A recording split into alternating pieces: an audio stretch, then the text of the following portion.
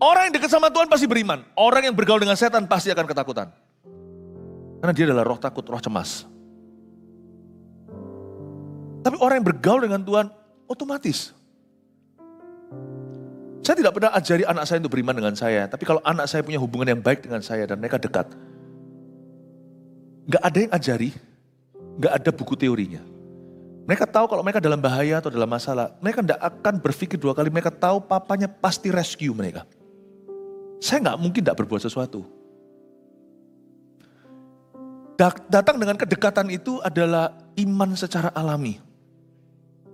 Kenapa kenapa iman kita itu tidak lemah? Kenapa kita tidak bisa, iman kita itu tidak bisa menjadi sebuah karunia yang menolong kita dalam segala situasi?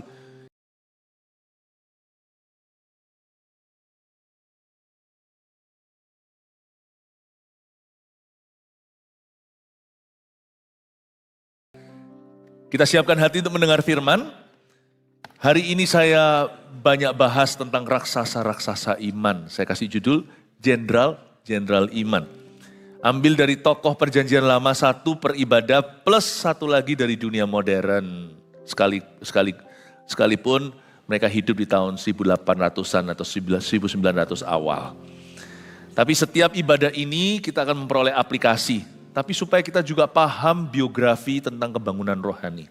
Khususnya ini adalah cerita tentang revival revival Pentakosta di seluruh dunia. Nah, orang-orang yang sudah dibahas, tokoh-tokoh tersebut ada di menu ibadah hari ini yang beda-beda. Kebaktian satu tadi Pastor Yo menyampaikan firman tentang mengapa perlu kebangunan rohani, memberi kita fondasi yang benar dulu. Lalu tiap ibadah tadi saya sampaikan beda-beda tokohnya. Dan tentunya berita gak bisa diulang, dengarkan sendiri. Daripada Anda riset sendiri semua biografi, saya tahu semua Anda busy. Jadi ini adalah tugas kami sebagai gembala untuk memberi makan domba-dombanya. Anda nanti pulang ke rumah membawa aplikasi yang indah untuk hidup Anda. Tetapi mari kita pelajari bahwa orang-orang ini adalah orang-orang yang luar biasa, dan namun demikian juga penuh dengan kelemahan, kekurangan. 2 dari 4 tokoh yang dibahas, ya bukannya dari Alkitab, tapi yang dari sejarah gereja. 2 dari 4 itu mengakhiri pertandingan imannya dengan baik. Sedangkan 2 lagi berakhir menyedihkan. Ibadah berikutnya ini nanti William Branham, saya akan ceritakan gimana dia itu persis deh sama Simpson. Dan pada ujung hidupnya masih ada satu glory yang ketinggalan yang Tuhan berikan. God is faithful to his servants. Saya mengagumi setiap tokoh yang saya bahas ini, bahkan bukan hanya 4. Kalau saya punya waktu 1 bulan khotbah tiap hari sama Anda, gini misalnya 1 hari berapa kali, tak habiskan semua histori itu. Jadi akhirnya saya pilih-pilih waktu saya berdoa, saya rasa kok tokoh-tokoh ini untuk setiap ibadah sesuai dengan tuntunan. Nah sekarang kita akan bahas tentang Henok dulu, yang sedikit ayatnya di Alkitab, tapi sebisanya saya akan bahas, saya akan pairkan, saya akan gandengkan itu dengan seorang hamba Tuhan yang lahir tahun yang lahir pada waktu di tahun 1859 bernama Smith Wigglesworth atau yang sangat dikenal sebagai Rasul Iman. Kita baca dulu firman Tuhan yang menjadi ayat emas kita, Ibrani 11 ayat 1 sampai 2. Mari kita baca dengan suara keras bersama-sama. 1, 2, 3. Iman adalah dasar dari segala sesuatu yang kita harapkan dan bukti dari segala sesuatu yang tidak kita lihat. Jenderal-jenderal iman ini melihat sesuatu. Dan hari ini lewat biografi mereka, kita dibantu untuk melihatnya. Iman mereka tiada duanya. Tuhan pakai orang biasa dengan cara yang heran. Cerita mereka bukan supaya menjadi monumen. Tapi untuk mengingatkan kita bahwa Tuhan masih memakai seseorang hari ini. Dan saya berdoa Tuhan memakai kita semua, Anda dan saya. Iman itu dasar dari segala sesuatu yang kita harapkan. Mereka punya iman itu tulus, genuine. Mereka punya iman tutulen.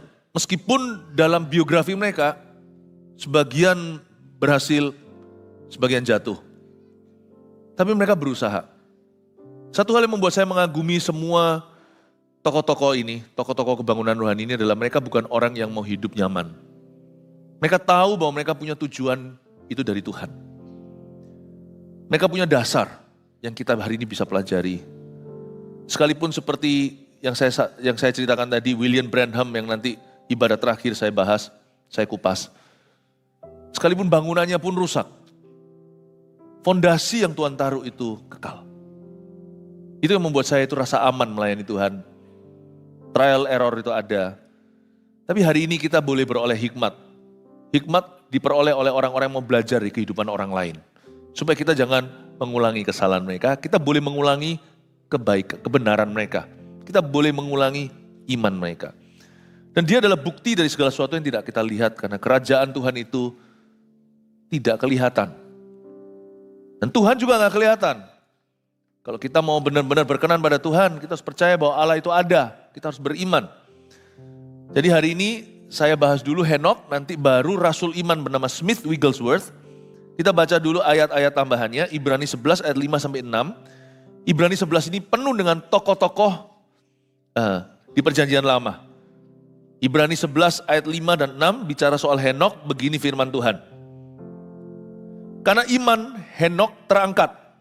Ingatlah, imanlah yang membuatmu beda. Karena iman Henok terangkat supaya ia tidak mengalami kematian. Khusus bagi Henok, ini mungkin tidak terulang lagi, tidak akan terulang dalam kehidupan orang lain. Tapi prinsip yang kita bisa dapat adalah untuk kita mengalami the uplifting hand of God atau tangan Tuhan yang benar-benar mengangkat kita, butuh iman. Iman itu akses masuknya, kunci kartunya untuk kita mengalami apa yang Tuhan janjikan. Roma 5 juga berkata, by faith, faith is the entrance to grace. Iman adalah jalan masuk ke kasih karunia. Kasih karunia itu apa? Kasih karunia adalah pemberian yang seharusnya tidak kau terima. Karena kau tidak layak menerimanya, tapi terjadi karena janji. Iman, karena iman Henok terangkat supaya ia tidak mengalami kematian dan tidak ditemukan. Karena Allah telah mengangkatnya. Ada 2 tokoh di Alkitab sih yang tidak pernah mati lalu langsung masuk ke sorga. Yang satu Henok, satu Elia. Sebab sebelum ia terangkat, ia memperoleh kesaksian bahwa ia berkenan kepada Allah. Tetapi tanpa iman tidak mungkin orang berkenan kepada Allah. Gak bisa. Sebab barang siapa berpaling kepada Allah, ia harus percaya bahwa Allah ada. Dan bahwa Allah memberi upah kepada orang yang sungguh-sungguh mencari Dia. Banyak orang Kristen itu jadi orang Kristen yang nominal, orang Kristen yang biasa. Saya nggak berkata bahwa iman itu selalu bertemu dengan mujizat, ya enggak. Kadang-kadang karena iman orang itu menderita. Tapi iman itu harus ada. Kalau anak manusia datang ke dunia, yaitu Yesus, adakah dia menemukan iman? Yesus menjelaskan tentang perumpamaan tentang biji sesawi dan sebagainya. Banyak orang Kristen hari ini itu yang hanya masuk gereja. He never had faith with God. Tidak pernah punya iman. Jadi pikirannya itu dangkal di level manusia. Urusan-urusan agama, hubungan antara sesama orang Kristen, antara hamba Tuhan dan sebagainya, berkutat di situ terus. Dia nggak pernah mendengar suara Roh Kudus. Banyak orang approach pelayanan itu hanya sebagai satu program atau hanya sebagai sebuah aktivitas amal. Tapi kita nggak pernah mencari Tuhan lebih. Nggak ada kerinduan untuk really seek God. Nggak pernah ada kesadaran bahwa God really exist. Tuhan itu sungguh ada loh. Dia itu beneran ada. Dan dia itu nggak jauh. Dia itu ada di hidupmu dan ada di gereja ini. Kerinduan saya sebagai gembala sidang adalah you seek God. Anda mencari Tuhan. I seek God. Saya mencari Tuhan. Semua yang lainnya itu fasilitas yang diberikan. Tapi kalau hati tidak haus dan lapar, ya kita tidak akan bertemu dengan Dia yang tidak kelihatan. Bertemu dengan Tuhan itu apakah harus merasa sesuatu tangannya bergetar? Itu manifestasi, boleh terjadi. Gak terjadi juga gak apa-apa. Tapi hatinya mana? Tapi tanpa iman gak mungkin orang berkenan kepada Allah. Dia gak punya suatu pergumulan nyata dengan Tuhan. Masuk gereja juga cuman pikirannya, oke, aku rasa di gereja ini aja. Kenapa ya? Karena nyaman ya, tempat duduknya enak dan juga jam ibadahnya pas. Dekat rumah, karena anakku kebaktian di sini. Tapi gak pernah sungguh-sungguh cari Tuhan. Henok gak gitu. Meskipun dia punya bibit bobot bebek, dia itu sudah punya bakat. Ya, atas itu, ya, dia belum jauh kan dari zaman Adam dan Hawa. Dan juga Henokh itu cari Tuhan di zamannya. Dan barang siapa berpaling pada Allah, dia harus percaya kalau Allah itu ada. Dan Allah itu beri upah. Tuhan itu kasih upah kepada orang yang sungguh-sungguh mencari Dia. Beda lalang dan gandum itu bukan beda moralitasnya dulu atau beda kekudusannya. Tetapi itu iya, pasti itu jadi buah. Cepat lambat orang akan tahu spirit apa yang ada di dalammu. Tapi lalang dan gandum itu adalah dua macam orang Kristen. Yang satu orang Kristen yang hanya Kristen doang. Yang satu orang Kristen yang sungguh-sungguh karena dia mau kenal Tuhan. Itu beda. Beda. Saya berdoa di dalam nama Yesus. Kita tidak tersesat di lautan manusia. Gereja kecil juga banyak yang tersesat. Gereja besar juga bisa tersesat. Karena menjadi jemaat itu adalah pilihan hati. Karena mencari Tuhan, karena kita itu pada akhirnya, pada pangkal dan akhirnya, ujungnya kita semuanya adalah jemaat Tuhan. Do you belong to Him? Do you seek Him? Apakah Anda mencari Tuhan? Allah memberi upah kepada orang-orang yang sungguh-sungguh mencari Dia. Kita harus benar-benar percaya. Kita belajar mengenalnya.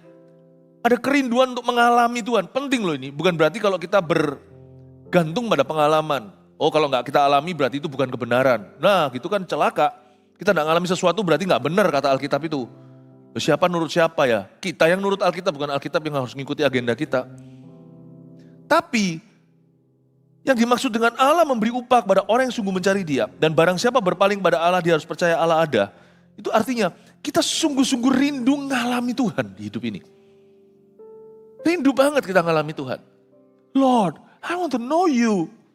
Aku mau mengalami Tuhan. Dan Henokh itu punya hubungan. Relationship with God. Dari hubungan atau relationship bertambah menjadi friendship. Menjadi sahabat. Menjadi teman. Dari friendship bertambah menjadi partnership. Menjadi mitra. Sehingga seolah-olah Roh Kudus itu adalah mitra senior kita itu mitra junior. Henokh itu ngalami itu. Bahkan di kitab perjanjian baru lainnya, saya nggak buka semua ya, ada diceritakan bagaimana Henokh pernah berkata bahwa Tuhan akan kembali dengan ribuan malaikatnya. Jadi dia bahkan sudah menubuatkan kedatangan Tuhan kedua kali, yang datang pertama kali aja belum. When you become close with God, you know things. You see things others don't. Atau kita dekat sama Tuhan, itu kita akan melihat sesuatu yang orang lain tidak melihatnya. Atau belum lah melihatnya. Kita akan tahu sesuatu yang orang lain tidak mengetahuinya atau belum mengetahuinya. Bukan berarti sesuatu itu selalu sesuatu yang baru, doktrin baru. Tahu nggak? Aku baru menemukan. Ternyata Yesus itu diciptakan. Itu ngawur. Nggak ada doktrin baru, semua lama di bawah matahari ini. Kalau yang baru itu kemungkinan besar adalah salah. Everything under the sun is semua di bawah kolong matahari ini sudah diset sama Tuhan. Apalagi kalau tentang kebenaran, udah jangan baru-baruan. Yang maksudnya dia akan tahu sesuatu yang orang lain tidak tahu. Itu bukan mengubah hakikat Allah. Tapi dia akan tahu sesuatu yang orang-orang zamannya belum tahu. Bukan soal kebenaran, tapi hikmat-hikmat Allah. Dia akan tahu strategi-strategi Allah. Dia akan tahu cara berpikir Allah. Dia akan melihat sesuatu sebelum orang lain melihatnya. Orang lain masih melihat itu si lumpuh di gerbang indah. Petrus berkata, berjalanlah. Dia pasti sudah di dalam rohnya melihat orang itu berjalan. Iman adalah dasar yang diharapkan, bukti yang tidak terlihat. Orang lain semua lemah. Semuanya langsung lesu. Semuanya langsung putus asa. Kalah mental. Tiba-tiba berdiri satu orang dan berkata, siapa orang ini? Yang berani bully umat pilihan Allah. Siapa orang tak bersunat ini? Ambil ketapelnya, gulingkan si Goliat itu. Yang lainnya ketakutan, hanya bisa lihat size-nya. Seorang anak kecil, kemerah-merahan, melihat yang seluruh tentara Israel tak sanggup melihatnya karena ketakutan. Faith membuat Anda jadi beda dengan orang-orang sejamanmu atau orang-orang dalam kondisi itu. Orang lain jadi korban, Anda jadi jawaban. Orang yang dekat sama Tuhan, firman Tuhan berkata, saya sekarang referensi sana sini ya tanpa saya buka. Mata Allah menjelajah ke seluruh bumi, hendak mencari orang yang sungguh-sungguh dengan Dia, sehingga Allah akan melimpahkan kekuatannya kepada orang itu. He will share His power ke orang itu. Dia akan melimpahkan itu, dia akan mencurahkan dirinya. He's going to entrust himself to that person. Wow, itu bukan power. Dia itu mempercayakan dirinya seperti Tuhan itu, seperti seolah-olah dia itu menyorongkan badannya sendiri kepada orang itu. Sedemikianlah Allah bisa mempercayakan orang-orang yang beriman padanya. Orang-orang yang berani berpegang teguh pada perkataannya. Sementara yang lain ragu, yang lain bimbang. Orang ini bisa memegang Allah pada perkataannya. Bukan dengan cara yang menuntut, dengan cara yang menuduh, dengan cara yang marah-marah. Bukan, tapi dia bisa memegang perkataan. Orang lain itu bimbang, ragu. Dia tahu Tuhannya pasti akan kasih dia breakthrough. Pasti dia bisa melihat di ujung keputusasaan dunia. Dia melihat miracle, mujizatnya Allah. Orang lain hanya melihat masalah. Orang ini melihat Allah. Itu kedekatan kau tidak bisa dapatkan di sekolah teologi ya. Dan tidak bisa semerta-merta kita dapat hanya duduk di dalam gereja. That's the power of faith. Dan Henok orangnya gitu. Satu lagi nanti saya kasih comparison atau perbandingan namanya Smith Wigglesworth. Yang ini jangan ditiru karena ini karunia iman ya. Karunia iman itu kan beda-beda. Ada orang imannya suruh bangun sesuatu, ada yang imannya suruh menyembuhkan orang sakit, ada yang imannya suruh membuat mujizat, ada yang imannya suruh percaya, ada yang imannya begini. Ya, ada imannya bisa mengampuni orang yang membunuh ayahnya. Tapi ada satu orang ini yang cukup mengejutkan. Imannya itu demonstratif sekali. Smith Wigglesworth dapat kabar, Bapak Smith, she's dead, dia mati. Dia datang, orang lain menangis. Karena dia ini adalah seorang tukang leding dulunya. Orang British, orang Inggris. Gede bongsor tinggi badannya. Kasar, tidak berpendidikan, tidak bisa baca. Baca Alkitab itu dia bisa baca itu termotivasi karena demi baca firman. Dan dia bisa baca perjanjian baru karena diajari sama istrinya sendiri, Polly Wigglesworth. Si Smith Wigglesworth itu datang, angkat mayat itu. Angkat mayat itu dari ranjang. Please don't try this at home. Sebab saya juga belum pernah mencobanya. Dan saya tidak berniat mencobanya. Kecuali kalau Tuhan suruh saya. Kecuali kalau nyata Allah benar-benar mendikte saya untuk melakukan itu. Diangkat, dibawa keluar kamar. Supaya nggak tangis-tangisan ditinggalkan tuh orang yang ngeluh-ngeluh. Itu mayat didorong ke tembok. Roh maut, kematian, aku tengking kamu. Lepas sedikit melorot, ya iyalah ya mayat. Kedua kali, aku perintahkan kamu dalam nama Yesus, berjalanlah. Itu langsung orang itu melek mata, berjalan. Bukan pakai ilmu gaib, sebab orang itu hidup lebih lama nanti daripada suaminya. Matinya carry. Suaminya nangis-nangis itu dulu nanti meninggal dunia, mereka sama-sama tua. What did he see that others did not in that room? Kita tidak perlu mendikte Tuhan harus bagaimana bekerja hari ini. Tapi saya rindu masuk ke kategori itu. Sementara yang lain mengeluh atau menangis meratapi, make me an answer to this world. Pakai aku sebagai jawaban. Mungkin dalam konteks kita beda. Saya tidak membuatnya lebih alami atau lebih supra alamiah. Mungkin orang-orang lain semuanya itu hancur belur di dalam dunia pekerjaannya. Tapi somehow gak tahu gimana. Pekerjaan Anda bukan hanya terus berjalan. Tetapi menjadi berkat buat banyak orang, bahkan 5.000 orang makan. Akan ada suatu perkecualian. Ada berkat keluputan. Ada power. Ada kuasa dari Roh Kudus yang menghidupkan di mana seharusnya kematian. Saya berdoa di dalam nama Yesus. Kita seperti Henok dan seperti Smith Wigglesworth. Kuncinya di sini Bapak Ibu. Bergaul dengan Allah. Itu kuncinya. Kita lihat Kejadian pasal 5 ayat 21 sampai 29. Ini adalah cerita tentang Henok, kelanjutannya. Setelah itu gimana dan keturunannya. Ayat 21, setelah Henok hidup 65 tahun. Di zaman kita orang 65 namanya sudah manula, dan lanjut usia. Ia memperanakkan Metusalah. Ya, ini Metusalah ya. Metusalah 1. Dan Henok hidup bergaul dengan Allah selama 300 tahun lagi, zaman dulu orang hidup lama. Setelah ia memperanakkan Metusalah, anaknya, ia memperanakkan anak laki-laki dan perempuan. Jadi Henok mencapai umur 365 tahun. Dan Henok hidup bergaul dengan Allah, itu kuncinya garis bawahi.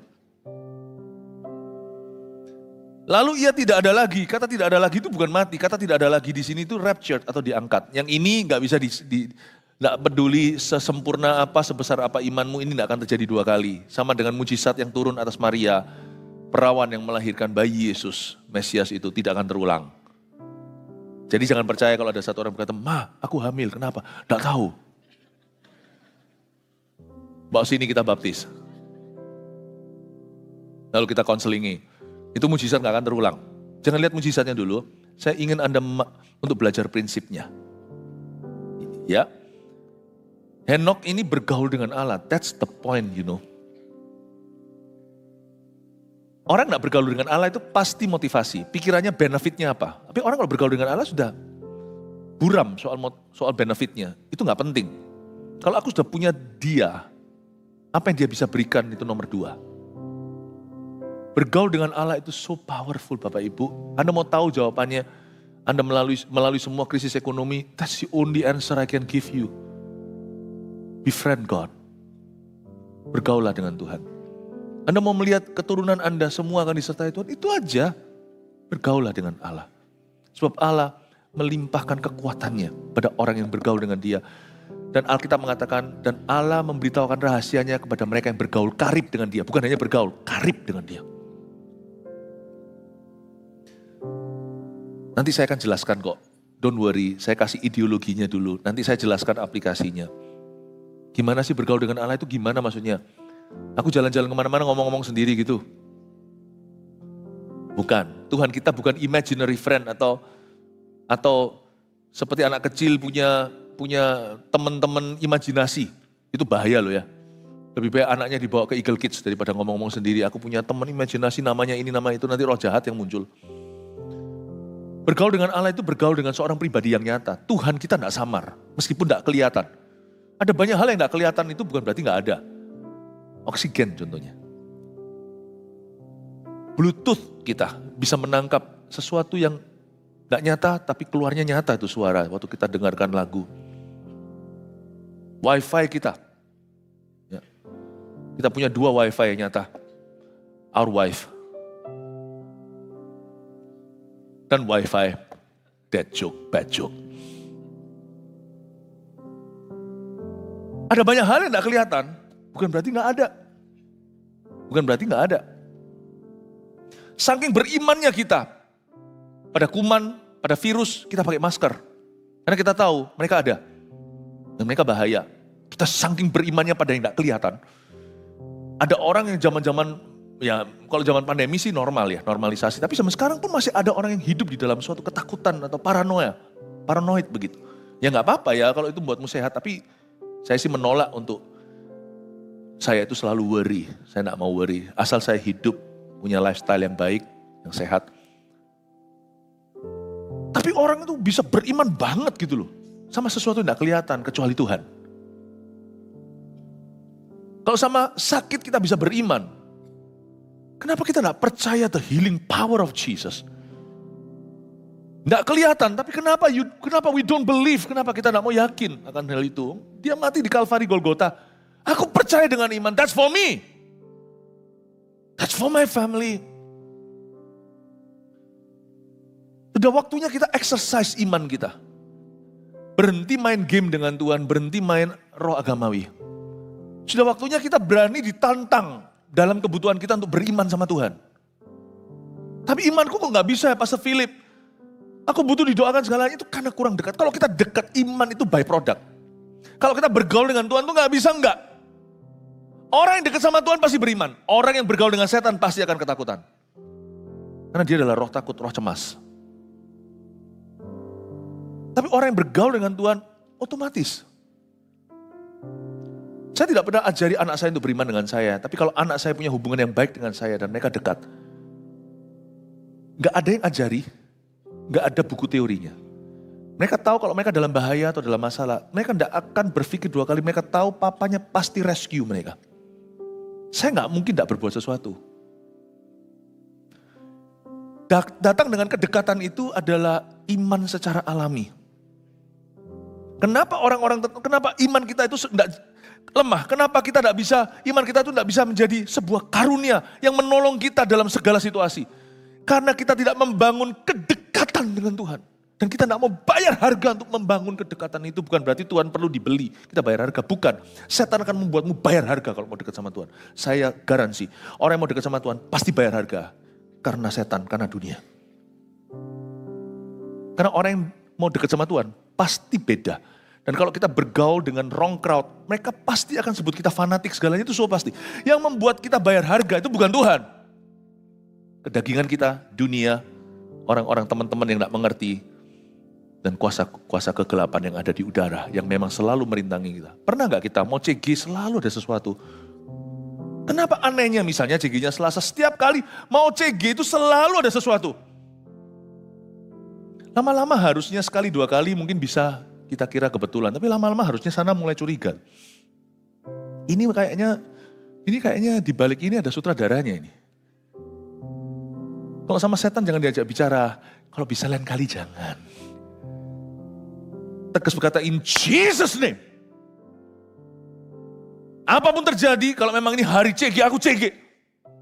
Dalam nama Yesus, aku tahu Tuhan akan menanggulangi. God will take care for me. Tuhan yang ajari saya untuk tumbuh, aku mau tumbuh kok gak boleh. Ini bukan Tuhan, ini setan. Pergi kau nyah dalam nama Yesus. Kalau kita mau usir setan, itu gak boleh baik-baik. Sama Tuhan kita lembut-lembut. Tuhan, Engkau sangat baik. Haleluya, haleluya. Kalau sama setan, tidak boleh lemah lembut. Iblisnya, dalam nama Yesus. Banyak orang kita kalau nggak hati-hati, kita nggak pernah exercise, kita nggak pernah latih iman kita. Iman itu adalah otot sebelum mujizat. Tidak bisa. Sedangkan melatih otot kita aja nggak bisa kok. Kalau kita nggak ngotot, nggak keangkat. Kalau bentar ya pelan-pelan ya, malah nggak jadi. Nggak bisa malahan. Nggak bisa. Jadi jangan keberatan kalau imanmu di stretch atau ditarik ke kiri dan ke kanan sakit gitu. Itu waktunya bertumbuh, itu waktunya berkembang. Jangan terus pada waktu kita waktunya untuk beriman, lalu kita manjakan. Ya tapi aku perasaan gini, aku dari dulu begini. Nah, jangan kasih alasan untuk imanmu itu stagnan. Ya aku malu kan aku cuma manusia, aku juga hanya orang lah. Belum beriman, imannya belum bertumbuh sudah bantu setan. No. Kalau Tuhan berkata ampuni sesusah apapun, saya akan berkata by faith. I will forgive that person. Kalau aku tidak kuat, aku akan melihat ke Kalvari. Lihat Tuhan mengampuni aku harus ampuni orang itu. Sebab dosaku lebih gede sama Tuhan. Faith knows no turning back. Faith, gak ada plan B. Banyak orang kira faith, iman itu ada plan B-nya, gak ada. Faith knows no plan B. Gak tahu. Tuhan berkata ampuni sesusah apapun juga. Jesus give me strength. Kalau kita gak kuat, kita bergumul, kurang dekat, maka saya pasti akan, kadang-kadang iman gak muncul sebelum saya 1 jam selesai doa. Setelah saya bergumul dengan Tuhan, tiba-tiba, loh kok mudah? Tadi waktu baru masuk hadirat Allah, waktu saya masih bergumul dengan diri sendiri, susah banget. Tapi setelah saya masuk hadirat Allah, kok gampang ya? Ternyata iman itu dari kejauhan susah, dari dekat dia menjadi alami. Kunci kita beriman dalam bisnis kita, dalam pelayanan, dalam everything, itu bergaul dengan Tuhan, kedekatan dengan Tuhan. Tapi bergaul dengan Tuhan sekali lagi, saya warning ya, akan ada harga yang dibayar. Dan Henok hidup bergaul dengan Allah, kita kan sampai anaknya Henok tadi ya, Metusalah. Lalu ia tidak ada lagi sebab ia telah diangkat oleh Allah. Setelah Metusalah hidup 187 tahun, ia memperanakan Lamek. Ini cucunya Henok. Dan Metusalah masih hidup 782 tahun. Lama banget. Setelah ia memperanakkan Lamek dan ia memperanakkan laki-laki dan perempuan. Jadi Metusalah mencapai umur, lihat ya, 969 tahun lalu ia mati. Jadi lain kali kalau saya kasih kuis khususnya di ibadah ini, siapa orang yang hidupnya paling lama sepanjang sejarah manusia? Namanya Metusalah. Kalau Anda jawab ini, Anda tidak pernah salah. Usianya 969 years. Wow, almost 1000. Dia ada orang yang paling lama. Kelihatan gak korelasinya? Ayo. Kan kita masih bicara soal Henok, bukan Metusalah. Orang bergaul dengan Allah, anaknya paling panjang umur di seluruh dunia. Menurut Anda kebetulan gak ini? Berkat anak cucu ada gak ini? Saya jadi ingat anak-anak Eli. Tokoh lain lagi. Sebelum Nabi Samuel itu dibangkitkan oleh Tuhan. Tuhan kan kecewa sama Eli. Terus dia berkata, lihat, keturunanmu tidak ada satupun yang sampai usia tua. Bukan berarti panjang umur, pendek umur, enggak ya. Ngapain orang panjang umur sia-sia juga ada. Ada orang yang umurnya lebih pendek, apalagi yang dimartir karena Tuhan itu mulia. Tapi satu segmen ini saya perlu bedah. Bukan hanya bicara soal jangan jadi orang murahan kalau yang hitam putih gitu ya. Karena hikmat itu kita harus bisa membaca. Ya, di balik itu rencana Allah. Tapi satu sisi dulu saya jelaskan yang mudah. Saya kontraskan antara dua ini. Henok bergaul dengan Allah. Metusalah hidupnya segitu. Anak Henok langsung. Papanya itu hidupnya cuman hanya 300, berapa ya? 65 kalau nggak salah ya. Ya, 365. Udahlah, ingatlah umur Henok itu cuman hanya sampai 365. Ini kalau hari ini mungkin comparison bandingannya Henok hanya hidup sampai 36,5 tahun. Gitulah ya. Untuk ingat usia Henok, gini cara mengingatnya, menghafalnya. 1 hari 365, 1 tahun 365 hari. Ya udahlah, itu 365 tahunnya Henok. Henok kan boleh dikatakan pendek umur, bukan mati. Kali ini kalau Henok mengalami satu keajaiban yang tak terulang lagi, yaitu dia diangkat ke sorga. Karena dia pendek umur, Tuhan itu menebus hal itu dalam keluarganya, dikasih ke anaknya. Orang kalau bergaul dengan Allah itu tidak bisa merugi. Karena ketika dia merugi, Tuhan balaskan ke anaknya. Panas tangan saya waktu saya ngomong ini barusan. Saya rasakan the power of God. Gak bisa merugi. Orang bergaul dengan Allah itu, apa yang tidak terjadi di hidupmu yang dari Tuhan, seharusnya itu akan ditumpahkan Tuhan di bawah. Makanya Tuhan berkata, orang yang menyembah berhala, aku akan kutuki 2, 3, 4 keturunan. Tuhan itu baik hanya 3, 4. Tapi kepada mereka yang mencari aku, sampai 1000 keturunannya. Ya betul, Tuhan adalah yang membalas. Tuhan membalaskan kepada anak-anaknya yang mencari dia. Itu yang disebut dengan upah orang yang bergaul dengan Allah. Upah orang yang mencari Tuhan. Upah orang yang beriman. Pernah Anda lihat dari semua di kejadian itu, semua silsilah yang paling pendek umur di dunia adalah Henok. Tapi anaknya jadi panjang umur. Saya melihat ini, saya kagum sama Tuhan. Tuhan itu adalah Allah yang sangat-sangat adil. Dan dia tahu bagaimana membahagiakan orang-orang, membahagiakan teman-temannya. Membahagiakan sahabat-sahabatnya. Enggak berhenti sampai sana, kalau kita kira hanya begitu saja pembalasan Tuhan. Setelah Metusalah hidup 180 tahun dan sebagainya, sekarang Lamek kan. Jadi dari Henok ke Metusalah, ke Lamek. Sekarang lagi jadi Metusalah mencapai umur 969 tahun lalu ia mati. Setelah Lamek hidup 182 tahun, ia memperanakkan seorang anak laki-laki. Dan memberi nama Nuh kepadanya, cicitnya namanya Nuh. God is so good. Ya, cicitnya namanya Nuh. Katanya anak ini akan memberikan kepada kita penghiburan dalam pekerjaan kita yang penuh susah payah di tanah yang telah terkutuk oleh Tuhan. Ternyata iman itu bisa diwariskan, iman itu bisa ditransferkan. Pelajari sesuatu dari cerita ini sebelum saya cerita tentang Smith Wigglesworth a bit. Iman bisa diwarisi. Imannya Henok tinggal di tubuhnya Metusalah.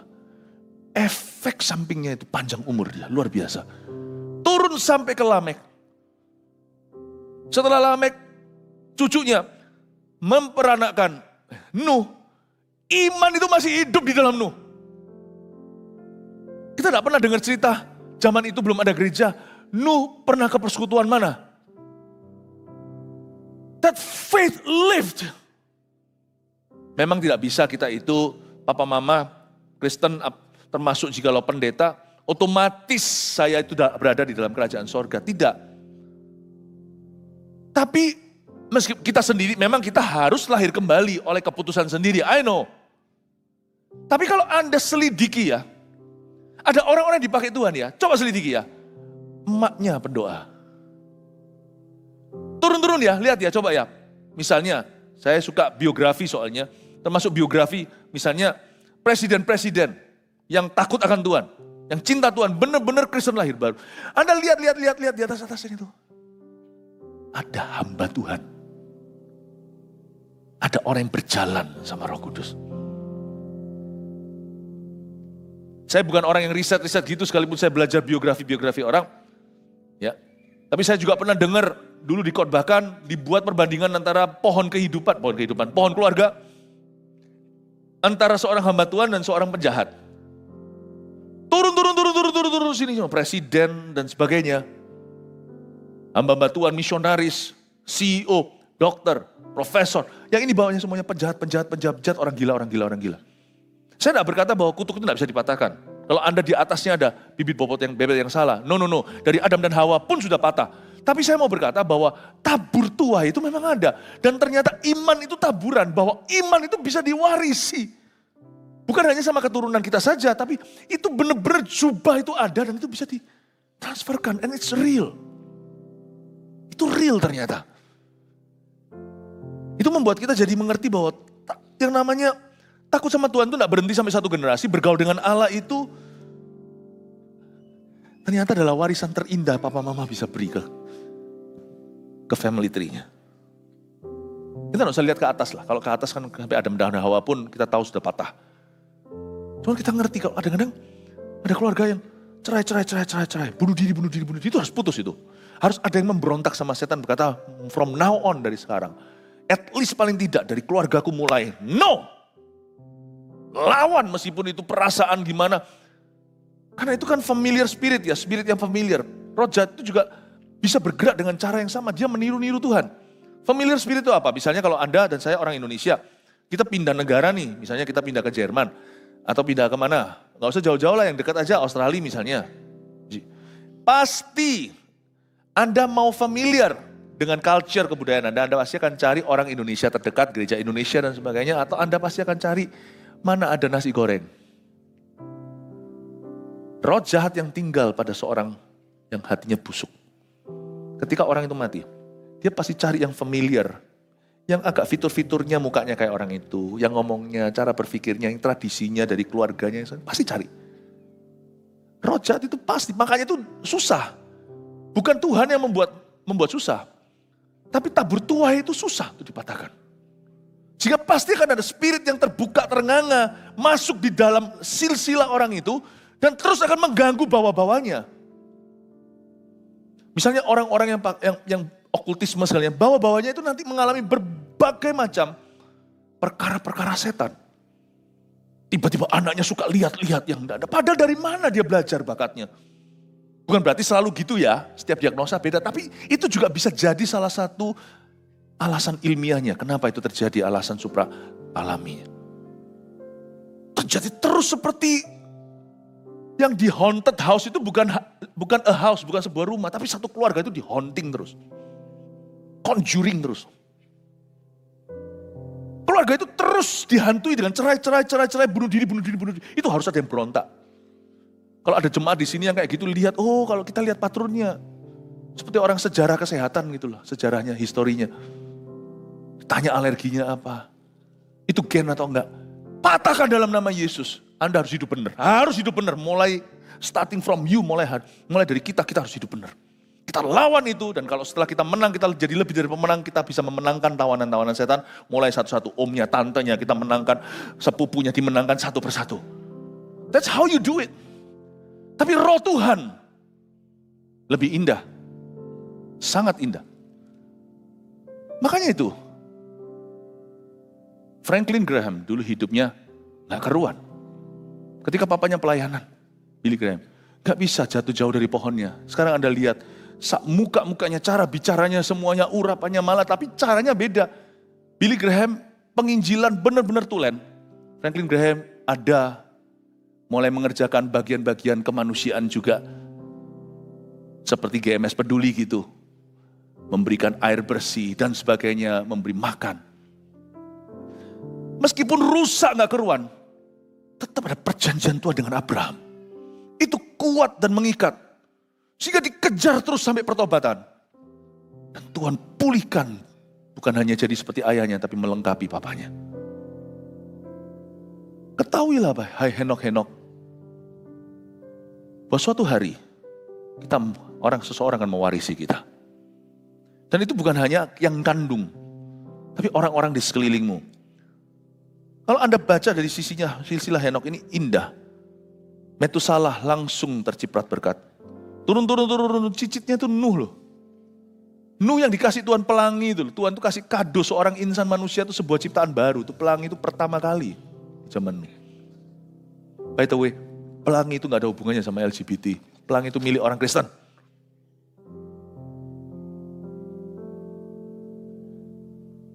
Semoga Anda mengerti menambahan ini.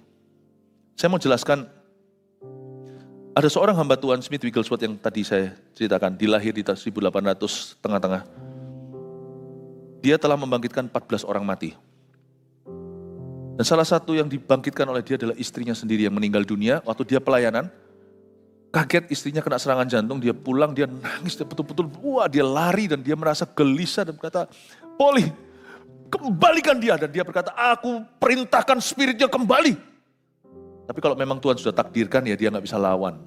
Polly hanya kembali misalnya, persisnya berapa lama saya gak tahu, tapi katakanlah 1 jam saja. Bicara sama dia, why did you call me back?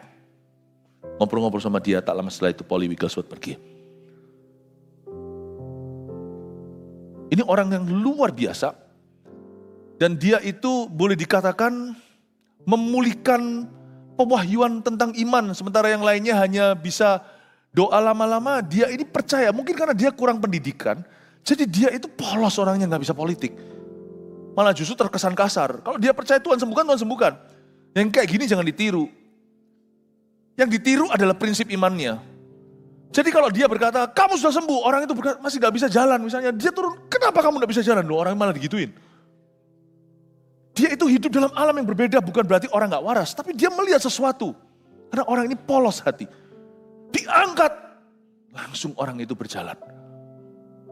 Langsung orang itu lari. Ini orang yang luar biasa, powerful sekali, pernah sekali.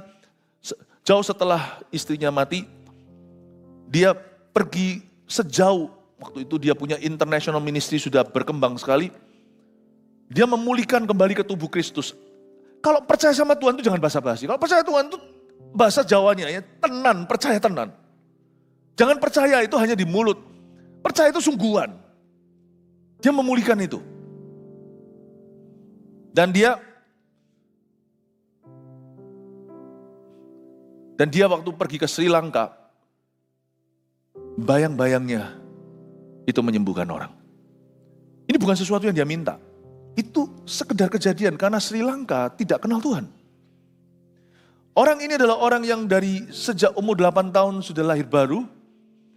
Atasnya sana ternyata ada seorang emaknya, orang yang takut akan Tuhan. Orang tuanya tapi tidak kenal Tuhan. Entah gimana lah ya, di mana missing link tali layang-layang yang putusnya di mana saya tidak tahu.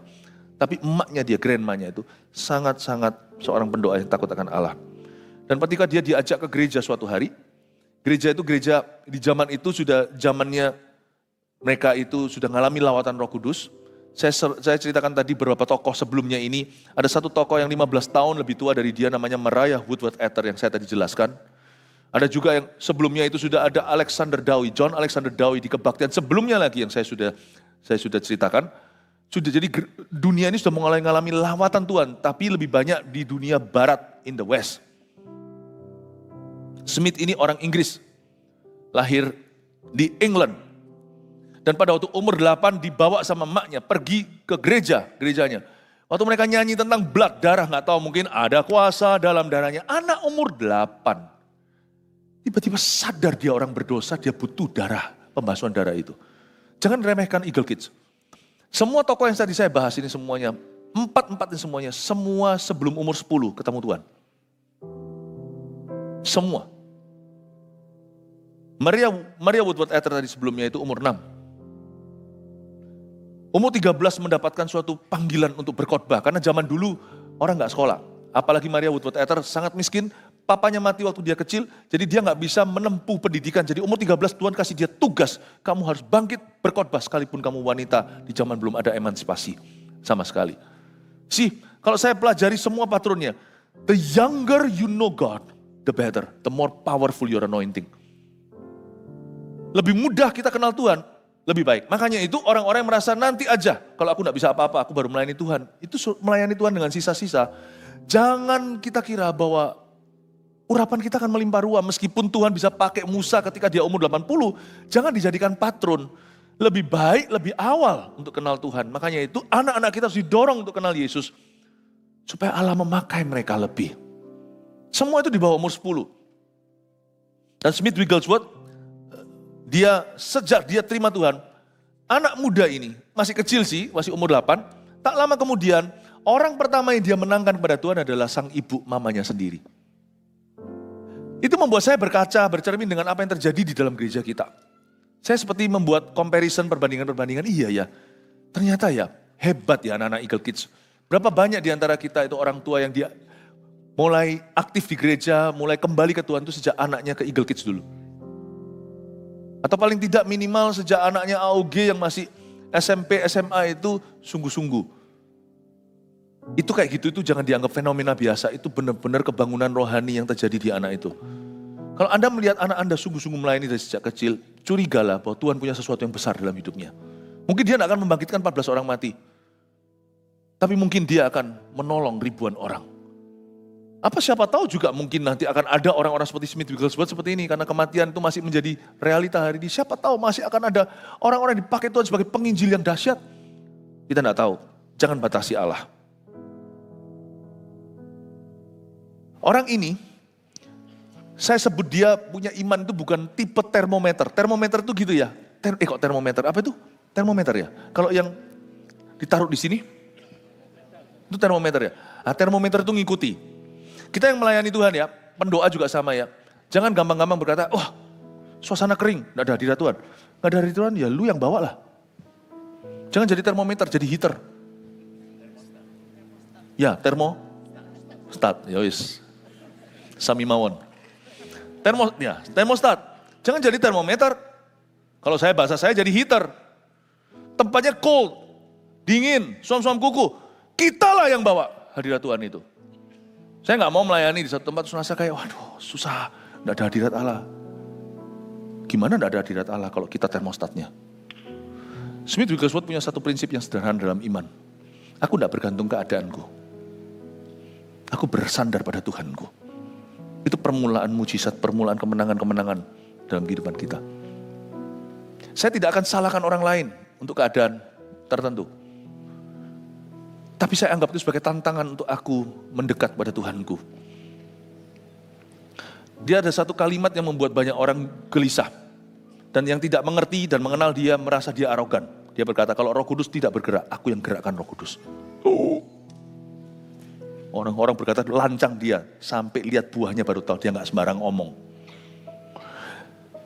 Yang bisa ngomong gitu dalam hidup saya adalah istri saya. Karena kami dekat, saya taruh percaya besar. Kami saling percaya. Jadi istilahnya seolah-olah kalau suamiku gak mau, aku buat dia mau, itu bisa. Ayolah, saya pasti akan dengar. Itu bukan kata-kata arogan, itu intimacy. Smith Wigglesworth ini punya hubungan yang sangat intim dengan Tuhan. Ini bisa kita contoh, tapi kita tidak usah sampai ke titik ekstrim. Karena jangan lupa, orang ini juga orang yang dulunya dari keluarga yang benar-benar tidak tahu Tuhan, atau keluarga yang miskin. Keluarga miskin juga secara hati, jadi dia benar-benar pernah susah, tidak punya apa-apa, nggak bisa baca. Jadi dia itu selalu jatuh ke ekstrim satunya, nggak apa-apa. Kita kalau mau compare sama standarnya dia ya, semua kita nanti akan minder. Lebih baik kita ambil prinsipnya, dan kita mulai berjalan perlahan-lahan ke arah yang benar. Apa yang Smith ajarkan? Bangun hubungan dengan Tuhan itu harus disiplin. Smith juga punya suatu prinsip, ini juga prinsip bergaul dengan Allah, seperti yang Henokh lakukan. Cuman di zaman modern kita punya patron-patron baru seperti ini membuat kita itu jadi lebih ngerasa bergaul dengan Tuhan itu boleh menjadi sesuatu yang lebih relevan dalam hidup kita. Smith itu, dia punya hidup doa itu gak bisa ditawar. Dia kalau doa, dia doa. Dia gak bolong-bolong. Jadi tidak mulai dengan sesuatu yang supranatural. Semua yang supra alami selalu mulai dengan komitmen yang alamiah. Ke gereja ya ke gereja. Orang yang sungguh-sungguh dengan Tuhan itu tidak akan main-main. Dia punya disiplin yang tinggi. Itu yang dilakukan oleh Smith Wigglesworth. Dan kalau ada waktunya, dia latih kepekaannya. Ketaatan itu level pertama. Kalau itu aja bolong-bolong, kita nggak bisa jadi apa-apa. Setelah ketaatan ada yang namanya kepekaan. Nah masalahnya orang yang ngeroh adalah orang yang dipertanyakan ketaatannya, tetapi ingin tampil rohani. Lalu mulai bisa mengklaim Tuhan ngomong gini, Tuhan ngomong gitu. Nggak tentu. Smith punya hubungan yang mapan dengan Tuhan. Hubungan yang stabil. Sehingga waktu dia sudah mempelajari semua not baloknya Allah, dasar-dasar do, re, mi, fa, sol, la, si, do-nya. Dia mau ngejazz kayak, mau bossa nova kayak, mau dibawa Tuhan ke caca-caca kayak, semua dia bisa. Kalau orang itu sudah tahu ketukan, mau nanti bisa. Kalau dia sudah tahu ketukannya. Kalau kita mau belajar nge-flow sama Roh Kudus, harus belajar dulu nge-walk sama Roh Kudus. Walking maksudnya. Jangan belajar ngalir dulu, belajarlah jalan dulu dengan Roh Allah. Jalan itu dalam disiplin sehari-hari. Dan Smith punya disiplin dan lalu dibangun kepekaan di atasnya. Dia merasa kalau sampai Roh Kudus itu suruh dia doa, dia akan tinggalkan pertemuan apapun juga, tapi dia gak akan caper atau cari perhatian, dia akan minta diri, dia akan berdoa. Jadi orang ini punya kepekaan katanya kalau Roh Kudus hanya menghembus saja, gak perlu perintah dia, gak perlu bentak-bentak dia, gak perlu ancam-ancam, gak perlu Yunus-Yunusan kirim ikan paus, gak perlu konfirmasi kedua orang berikutnya berkata ayolah misalnya, ayolah melayani Tuhan, ayolah dibaptis, gak perlu orang ketiga. Roh Kudus baru menghembus memikirkan itu aja, dia kerasa dia tinggalkan segalanya untuk bersekutu dengan Roh Kudus. Kita gak perlu kita gak perlu contoh segala sesuatu, tapi Smith juga punya hubungan yang sangat-sangat heran dengan firman Tuhan, karena dia baru bisa baca. Jadi dia jadi cinta mula-mula, dia baru bisa baca itu honeymoon. Jadi dia kemana-mana pergi kalau mau pakai baju, karena Smith Wigglesworth ini orangnya necis, orangnya itu sangat-sangat fashionable. Bukan fashionable itu bukan yang gimana-gimana, tapi orangnya rapi, orang British. Beda dengan misalnya kalau di Amerika yang casual sekali, yang hippies gitu ya. Ini orang British, lawan katanya hippies. Jadi dia selalu pakai gitu. Dan dia pegang Tuhan pada perintahnya. Dia adalah seorang businessman sebagai tukang ledeng, plumbing business itu sangat penting. Dulu waktu saya masih sekolah di Kanada, karena kita nggak ngerti otak-atik plumbing atau itu semua pipa-pipa. Itu panggil orang sekali itu mahalnya. Zaman itu puluhan tahun lalu sekali panggil itu ratusan dolar. Karena saya mikir Tuhan, aku kalau belajar sedikit gini bisa hemat berapa ya? Dan juga kalau bisa saya perbaiki rumah orang dapat berapa ya? Tuhan bilang, ya kalau terus Tuhan itu ya punya selera humor kan? Iya kalau baik. Itu aja jawaban Tuhan. Kalau baik. Nah kalau saya otak-atik tiba-tiba tambah salah, bukan ratusan dolar, ribuan dolar. Lalu kalau saya salahin orang lain, saya bisa saya bisa dituntut. Tuhan bilang, sudahlah Philip, aku memanggil kamu jadi pendeta. Ya jadi itu. Itu adalah karuniamu. Oke. Dan dia suatu hari dia berkata, aku tinggalkan semuanya. Karena dia melayani, dia tuh suka melayani di antara ini yang membuat pelayanan itu luar biasa. Dengar ya, pelayanan Smith Wigglesworth tidak mulai dengan panggung besar, mujizat, kesembuhan. Kesembuhannya itu terjadi antara children and the poor. tidak pernah salah kita mulai selalu dari 3 hal ini. Dari keluarga, orang-orang dekat sama kita yang sudah seperti keluarga, selalu dengan orang-orang yang familiar. Dari situ mujizat-mujizat terjadi waktu kita layani. Children, dia itu suka datang layani anak-anak kecil, doain mereka, ngasih firman, tempat yatim piatu, dan the poor, orang-orang tidak bisa membalas dia. Sampai pada titik di mana dia sudah nggak bisa bekerja lagi. Jadi dia disalib sama tukang ledeng lainnya. Karena dia selalu nggak ada. Kalau dia dicari, dia sedang ada di sana. Dia sedang ada di slum atau di tempat kumuh mana. Dia melayani begini begitu. Jadi akhirnya Tuhan berkata sama Tuhan, Tuhan kalau engkau mau aku sungguh-sungguh jadi seorang hamba Tuhan penuh.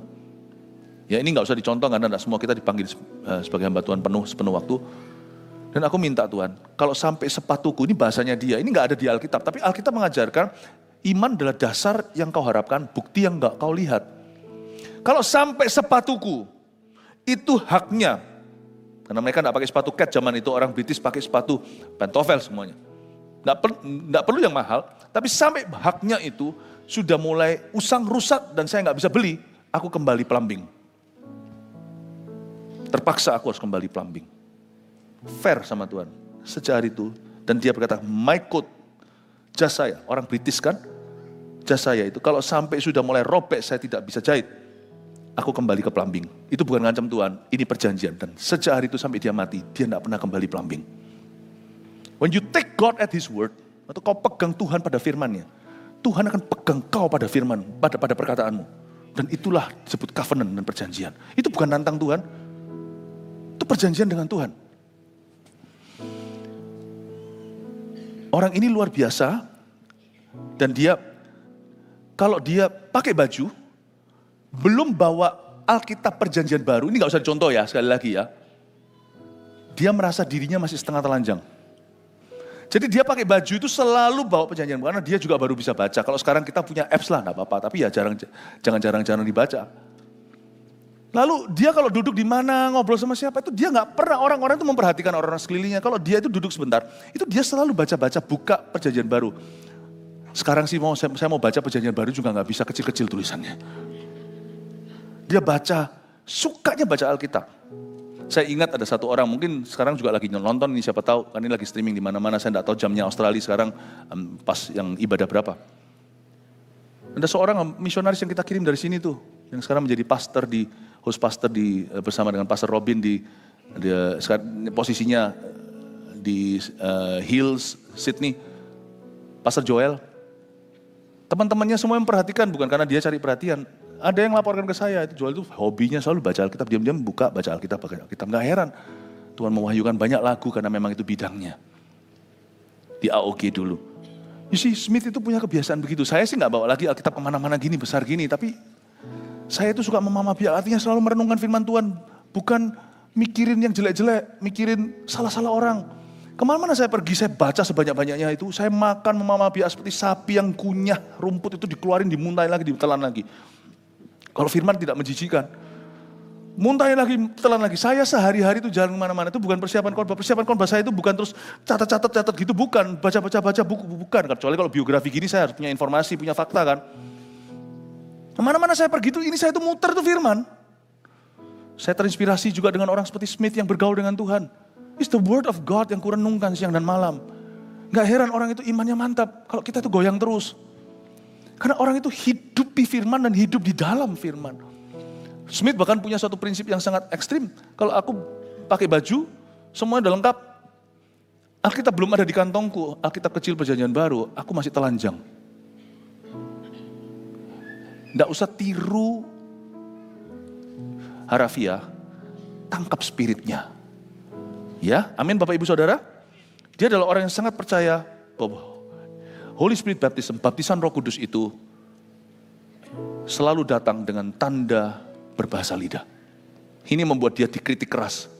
Zaman ini lebih lagi. Gereja yang gitu dianggap picik hati, dianggap wawasannya sempit. Yes, GMS percaya bahwa baptisan Roh Kudus seperti yang diajarkan di dalam firman dan juga yang diteladankan di zaman rasul-rasul yang didemonstrasikan selalu datang dengan tanda berbahasa lidah. You bisa punya karunia tertentu tapi baptisan Roh Kudus belum diberikan. Kalau tanda itu belum kelihatan, baptisan Roh Kudus harus kau inginkan, karena itu mengubah kontainernya. Itu kita itu seperti diubah dari dalam. Bukan demi keselamatan, tapi demi kesaksian. Smith percaya itu. Orang yang luar biasa, dipakai Tuhan. Dan imannya tidak pernah goyah. Dan satu lagi kelebihan Smith Wigglesworth adalah, mereka suami istri sebelum Polly Wigglesworth mati. Biasanya suami istri itu kalau satu menonjol, satu lagi kurang. Ini dua-dua menonjol dan diurapi luar biasa. Polly Wigglesworth malah justru yang paling maju dulu dalam iman sebelumnya. Jadi di sini kita pelajari sesuatu, kalau Tuhan itu, kalau seorang bergaul dengan Tuhan, Tuhan tidak akan kurangi dia. Buat apa? Kecuali kurangi dosanya. Kurangi sifat-sifat buruknya. Siapapun dalam hidupnya akan turut diurapi bersama dengan dia. Smith dan Polly sama-sama diurapi. Ini menjadi suatu kesaksian iman bahwa suami istri bisa sama-sama urapannya selevel meskipun karunianya beda. Di gereja kita ingin melihat seperti ini. Orang yang bergaul dengan Tuhan itu bukan hanya suami, tapi istrinya jadi salibnya atau sebaliknya. Istrinya yang doa, suaminya itu cari gara-gara. Yang CG atau segalanya, suami istri G. Meskipun karunianya beda. Sama-sama maju. Seperti Smith dan Polly Wigglesworth bergaul dengan Tuhan itu bisa as for me and my house. Suatu hari ketika dia berada di Swedia, dia diancam tahun 1920 di Swedia, dia di Sweden. Diancam sama polisi dan juga semua asosiasi kedokteran di sana karena dia dianggap mempraktekkan medicine tanpa izin. Karena orang-orang yang sembuh kan, tapi waktu itu masih kaku begitu ya. Akhirnya dia dilarang untuk tumpang tangan karena mereka semua melihat tumpang tangannya Smith itu sesuatu terjadi dan mereka iri. Smith nurut karena itu hukum di negeri, dia di Sweden. 20.000 orang sudah di depannya dia, nggak boleh tumpang tangan. Jadi Smith Wigglesworth berkata, oke, saya pinjam tanganmu. Letakkan tanganmu di bagianmu yang sakit. Nah sekarang Anda juga tahu kan inspirasi saya dari mana. Taruh tanganmu yang sakit. Nah di bagian tubuh yang sakit. Itu sembuh. 20.000 orang di Swedia. Zaman itu loh ya, 1900 berapa. Itu 20.000 itu. Kayak hari ini 200.000 orang yang hadir. Dia tidak bisa kalah dengan, dan dia sebut itu sebagai wholesale healing, bukan retail. Ini orang memang kaku bahasanya. Jangan didoakan Smith gak enak, lebih baik didoakan kita aja. Karena kalau dia lihat kanker, digebuk orangnya, digebuk sungguhan pakai tangan. Tapi orang mau ngamuk, keluarganya mau ngamuk, apa boleh buat? Kankernya lenyap. Andai kita punya urapan seperti itu ya. Tapi setiap orang punya urapan yang berbeda caranya. Tapi pelajari satu prinsip. Here is a man uneducated, orang yang tidak pintar. Orang yang taunya dari kecil itu nggak ngerti politik, nggak ngerti gini gitu, nggak ngerti yang namanya politically correct atau nggak ngerti yang namanya pencitraan, nggak tahu ngerti apa artinya orang lain mikir apa, nggak ngerti itu. Dia terlalu bodoh untuk itu. Tapi dia punya satu hati yang membara, melihat orang lain dibebaskan. Dia benci sama setan itu benci setengah mati. Benci sama penyakit itu benci setengah mati. Saya hanya mau ceritakan bahwa orang seperti apa Smith Wigglesworth sehingga dia diberi gelar Rasul Iman. Dan dia membangkitkan pada tubuh Kristus di tahun 1900 awal-awal itu bahwa Roh Kudus itu bisa senyata itu. Terakhir dengan ini saya ceritain Smith lalu kasih Anda 5 poin ini lalu kita selesai. Smith Wigglesworth bergaul dengan Tuhan demikian rupa. Sampai pada taraf di mana di rumahnya, ya hati-hati tapi kita jangan terus semerta-merta ngikuti nanti jadi fanatik. Di rumahnya itu koran nggak boleh masuk, majalah nggak boleh masuk, TV nggak boleh nyala. Oh nggak usah gitu, saya nonton TV juga. Tapi kita harus selektif. Tapi intisarinya, sekali lagi ini orang beda, latar belakangnya semuanya. Dia berkata, rumahku dari tempat tinggalku sama Tuhan. Nggak boleh sembarang ada di situ. Ini itu. Dari sini saya tahu sesuatu bahwa Smith ini sangat-sangat mementingkan sakral bagi Tuhan. Itu apa? Hidupnya. Dia mementingkan ini. Yang disebut holy. Kalau Anda baca di Alkitab, kata holy atau kudus itu artinya set apart. Dia holy itu bukan berarti nggak pernah berbuat dosa. Holy itu artinya menjauhi dosa sampai titik hal-hal yang bukan dosa itu sendiri, tapi hal-hal yang kira-kira menyarankan ke arah sana atau mengingatkan aja itu ditumpas. Itu artinya set apart.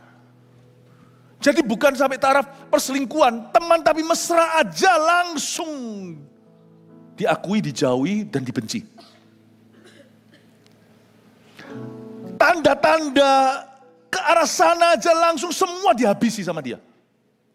Bukan takut, tapi karena sangat menghargai Allah. Ini prinsip yang harus kita pegang. Saya enggak minta semua di sini ada yang aneh, enggak tentu. Saya dulu sekali punya teman yang ini enggak boleh, itu enggak boleh, ini enggak boleh, enggak boleh. Ya buktinya enggak ngalami pemakaian Tuhan gimana sih? Kalau pikirannya hanyalah hukum Taurat, hanyalah legalisme, ini enggak boleh, ini enggak boleh. Bukan, intinya spiritnya bukan itu. Spiritnya yang diajarkan oleh Smith dan juga yang ada pada Henok, bergaul dengan Allah itu sampai pada titik di mana apapun yang kiranya bisa mendukakan Allah, run from it. Jangan kau negosiasi berkata, kan gak apa-apa, kan begini-begitu. Smith gak ada gitu. Mendingan dia terlalu hati-hati daripada ceroboh sekali. Satu prinsip yang harus kita pegang. Bahwa kalau Tuhan itu begitu sakralnya. Kalau kita mau lihat sungguh-sungguh kuasa Tuhan bekerja dengan dahsyat di hidup kita. Doa kita itu mengandung kuasa. Tangan kita diurapi. Hidup kita itu sungguh-sungguh dipakainya secara dahsyat. Tak ada firman yang gugur dalam hidupmu. Yang keluar dari mulutmu juga tidak ada satupun yang jatuh. Dan you need to protect. Melindungi. Hubunganmu dengan Tuhan di atas segalanya. Bahkan lebih daripada lebih melindungi hubunganmu dengan Tuhan. Melebihi dirimu melindungi biji matamu. Hubungan dengan Tuhan itu sesensitif itu. Kita harus hati-hati. Kita tidak boleh simpan benci. Selalu harus bersih. Smith itu salah satu holiness preacher. Di samping semua orang-orang yang saya hari ini bagikan. Ini sekarang menjadi satu tipe manusia yang semakin jarang di dunia. Holiness preacher. Dan ini akan dibenci. Sampai kapanpun selalu akan mengundang persekusi atau aniaya. Dari zaman Smith Wigglesworth, Maria Woodworth, dan sebagainya. John Alexander Dowie. Ini semuanya orang-orang yang menyatakan bahwa holiness is absolute. Ini bukan jadi gila seperti Farisi, ini gak boleh, itu gak boleh, bukan. Saya gak ngikuti. Kalau saya dulu baby rohani mungkin saya ikuti. Tapi sekarang saya ngerti bagaimana membedakan. I know what is applicable to me, what is not. Apa yang bisa aplikasi bagi saya, apa yang bukan. Tapi saya tangkap spiritnya, segala sesuatu itu ada banyak hal yang tidak bisa kita pelajari. Ada hal-hal yang harus kita tangkap dengan hati. Dan saya menangkap sesuatu dari kehidupan Smith yang saya compare dengan apa yang tertulis di Alkitab, yaitu Henok. Bergaul dengan Allah itu berani bayar harga. Kita harus menjaga hubungan dengan Tuhan itu melebihi segalanya daripada menjaga hartamu sendiri, menjaga nama baik, menjaga whatever. Kita harus berani. Suatu hari saya dan istri saya nonton, long time ago, tapi dari situ saya belajar sesuatu. Sekarang sudah lama banget saya nggak nonton. Nggak ada waktu, bukan karena nggak boleh. Saya masuk nonton itu loh, yang hero-hero yang ijo-ijo dulu itu, nggak tahu namanya apa itu. Bukan, itu zaman yang sekarang, ijo zaman dulu. Udah nggak usah diberi, tapi saya nggak boleh sebut judulnya sih. Cuman ijo tapi ijonya orang Asia. Nggak tahu kan? Bukan buto ijo, bukan. Saya masuk sama istri saya duduk. Udah di tempat yang premier gitu kan. Kita ngedit kan, kencan sama, itu zamannya anak-anak masih kecil kok. Duduk sama-sama, di sana duduk. Wih, meskipun bahasa Inggris, aktornya Chinese, tapi juga sama orang-orang barat semuanya Hollywood. Di sana saya harus memilih Hollywood atau holiness. Isinya sumpah serapah. Sekali mungkin dia bisa toleransi. Apalah, tutut gitu ya, oke. Tapi habis itu nama Yesus disebut terus. Dikit-dikit kena gampar, Yesusnya keluar. Sekali dua kali, mual aku. Tapi sungkan sama kencan saya, yaitu istri saya. Masa saya ajak datang sini, habis itu langsung ajak keluar. Istri saya ternyata juga sama-sama enggak enak. Lalu kita pas tole-tolean, untungnya suami istri itu sama-sama bergaul dengan Tuhan. Noleh, kita sama-sama berdiri, hengkang. Baru masuk 10 menit itu film, udah bayar. Itu kursinya udah enak, yang belakang gitu loh, yang bisa turun gitu loh. Keluar yuk, nggak tahan, kita keluar. Hilang momen, hilang acara. Biarin semuanya itu nggak ada seberapa, tapi saya rasa it's worth it. hati kayak enggak ada enak sama Tuhan. Bukannya enggak boleh nonton, bukan. Cuman yang gini, aduh saya kebobolan, saya harusnya baca dulu reviewnya kayak atau apa kayak. Kan saya kira superhero kan masih fine thank you kan. Kok gini? Akhirnya saya keluar. Setelah keluar saya ngomong sama istri saya, aku gak tahan. Iya aku yang gak tahan. Ya sudah, kalau gitu kita makan. Gak nonton jadi makan juga enak kan, saya ngobrol-ngobrol. Ternyata waktu setelah keluar, yang ngikuti saya keluar ternyata satu bioskop. 3/4. Itu banyakan jemaat. Lihat saya, untung saya keluar. Enggak keluar kan berarti pas film aja oke kok kita. Tapi saya keluar bukan karena mereka. Saya keluar karena saya enggak tahan. Paham ya? Sometimes in little things you have to, draw the line lah. Gambarkan garis itu di pasir. Ini imigrasi Allah, enggak boleh masuk. Aku harus jaga. Orang bilang gua bodoh lah, mestinya enggak apa-apa lah. Terserah. Saya enggak bisa aja. Saya cuma bayangkan kalau papa saya diolok-olok sama orang di film gitu. Terus papa saya namanya disebut-sebut sebagai sumpah serapah. Ini lebih dari papa saya. Ini Tuhan saya. Ya mungkin Anda bilang saya fanatik, gak apa-apa lah. Tapi hari ini saya masih fine dengan Tuhan. Saya rasa lebih baik daripada kehilangan Tuhan, mendingan saya kehilangan momen itu. Toh Tuhan gantikan. You see, saya ingin Anda untuk ngerti. Jangan terus, dugem gak apa-apa, ayo kita clubbing. Gak apa-apa, gak ada apa-apa kok. Gak apa-apa, kanan kiri ada orang mabuk. You di situ. Kecuali Anda sembuhkan mereka, berdiri di atas meja seperti Smith berkata, kalian semua babi, digituin dulu Smith itu. Itu orang ngawur, itu orang gak berpendidikan, tapi justru ngawurnya itu tetap bukan karena dia sengaja. Itu karena Tuhan, dia berkata, kalian semua non-thankful, gak berterima kasih. Itu Smith, jangan lakukan itu. Tapi kalau Anda punya keberanian sedikit aja, naik ke meja dan berkata, semua di sini bertobat, ikut cegi semuanya dan lakukan itu. Dan tinggal di sana, kalau Anda keluar, you get out. Karena di situ orang kan blur. Orang akan punya teologi tentang Tuhan gara-gara Anda. Loh ini gimana? Ini gimana make sense-nya? Nggak bisa, kalau kita tuh mau jaga Tuhan, hubungan kita dengan Tuhan. Kita jaga diri sebelum kita jaga orang lain. Hargai kekudusan itu, jangan main-main. Oke, cepat, udah selesai nih. Ya, waduh, banyak. 1, 2, 3, 4, 5, ada 5 poin yang tidak sederhana yang saya berikan kepada Anda. Ya, 1. Kita bisa pelajari dari bergaul dengan Tuhan ini apa? Enoch dan Smith Wigglesworth. 1, kita mesti belajar hancur hati rindukan Roh Kudus dan firman. Ini Smith Wigglesworth itu gampang nangis. Orang gede gitu, gentle giant.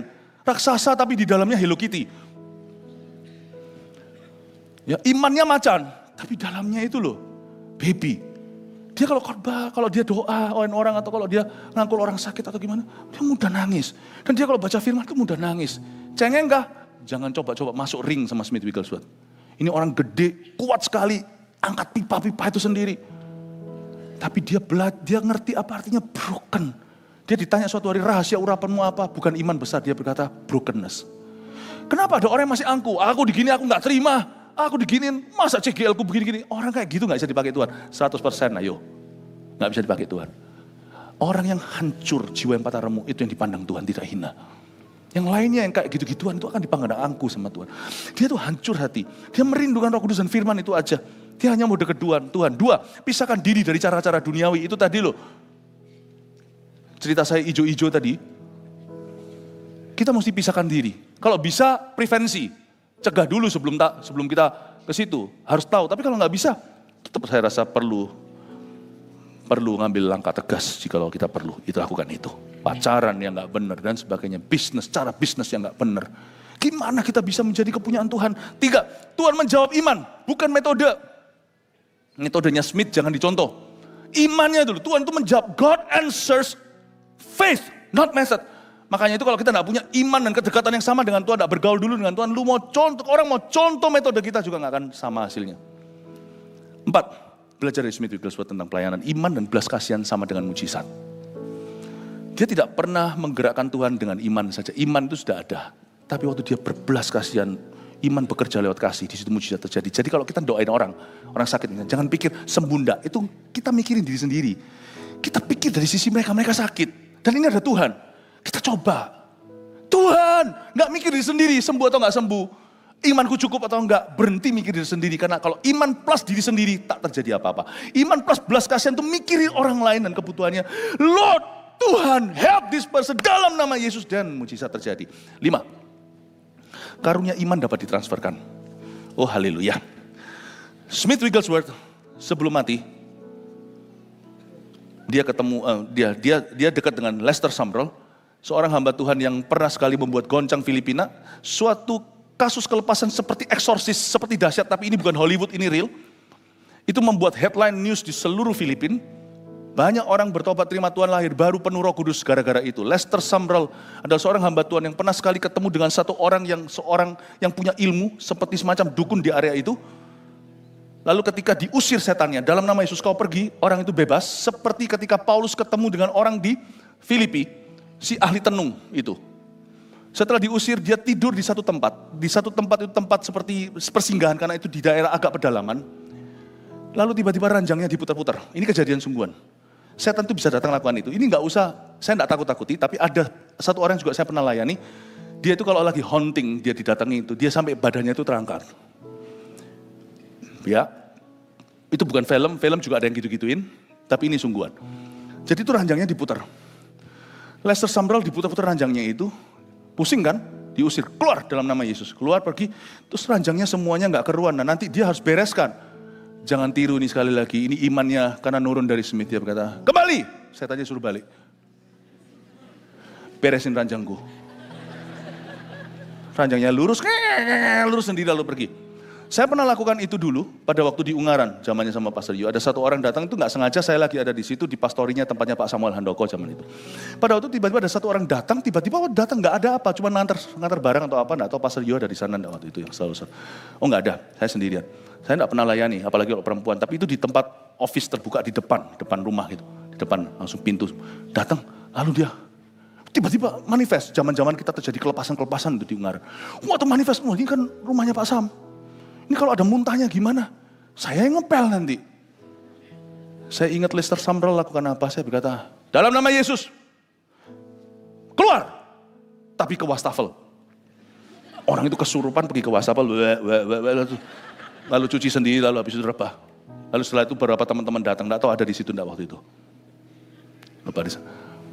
Saya beritahu, iman itu tahu what to do dalam setiap situasi, memberimu perintah dan mendapat perintah dan otoritas dari Tuhan. Dan Lester Sumrall setelah meninggal dunia, dia panggil dua orang. Dua orang itu yang dia panggil saat itu adalah Rod Parsley dan satu orang lagi namanya Ulf Ekman. Didoakan sebelum Lester Sumrall meninggal. Ulf Ekman pernah dekat dengan Pastor Kong Hee. You see, saya hanya mau cerita kepada Anda bahwa semuanya itu lihat ada estafetnya.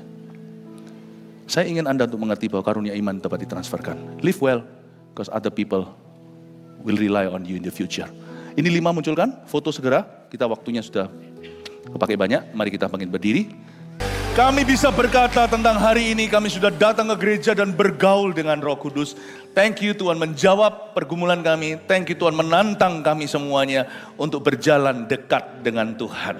Thank you ya Tuhan. Berkati umat-Mu, urapi mereka dengan urapan yang baru, kasih mereka iman yang kokoh, teguh, bukan hanya saat CG Fund, tapi mulai hari ini sampai kedatangan Tuhan. Ku berdoa supaya semua jemaat ya Tuhan, imannya bertumbuh, bukan hanya di ibadah ini atau di Surabaya saja, tapi sampai mana-mana jemaat GMS tercinta satu persatu mengalami pertumbuhan iman. Terimalah berkat dari Allah Bapa, kasih karunia dari Tuhan Yesus, pengurapan dari Roh Kudus menyertai-Mu dari sekarang sampai seterusnya. Pergilah, jadikan semua bangsa muridku, kata Tuhan. Dalam nama Yesus, haleluya. Amin. God bless you.